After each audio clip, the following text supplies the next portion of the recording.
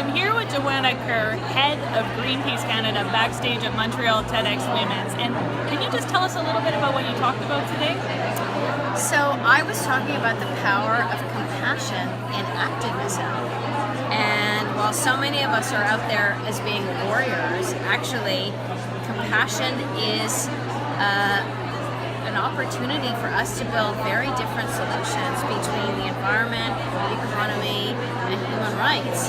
And so it's really, beholden upon any of us who consider ourselves activists to actually see how we can be less judgmental and be more curious.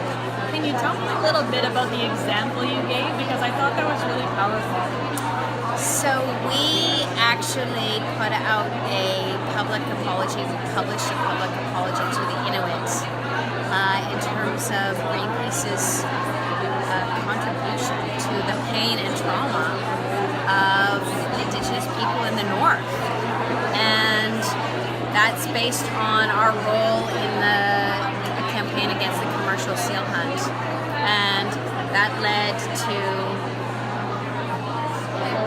process, which is probably longer for your viewers, but then they can check in on the video itself. It led to a partnership, didn't it? By putting out the public apology, we actually heard out of the blue from Jerry Natnine, the mayor of Clyde River, and he recognized our shared concern for the environment, and he was at the time trying to stop seismic blasting, so he asked if we could help. So we helped them for the past 3 years to take their case all the way up to the Supreme Court of Canada.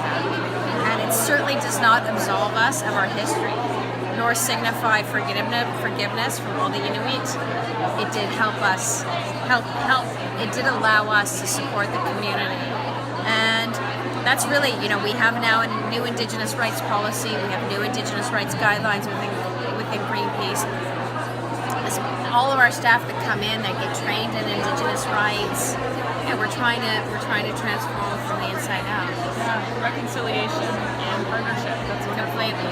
And I wanted to ask you for tips, because you've been an advocate. You was an advocate internationally for women's rights for a long time. What do you think the health community can bring to the climate fight, and what skill sets do you see us being good at and needing to work on? Wow, amazing question.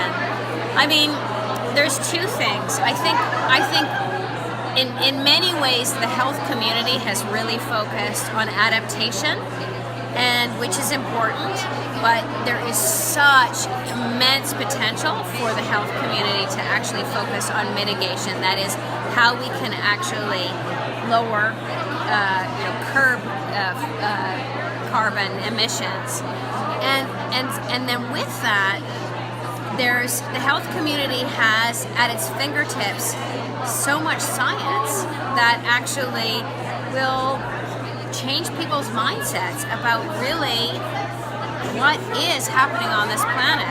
And I mean, your talk today was a perfect example of just blowing people's minds.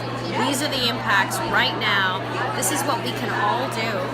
And this is a global crisis. I believe, I've been in women's rights, I believe that climate change is the greatest challenge of our generation.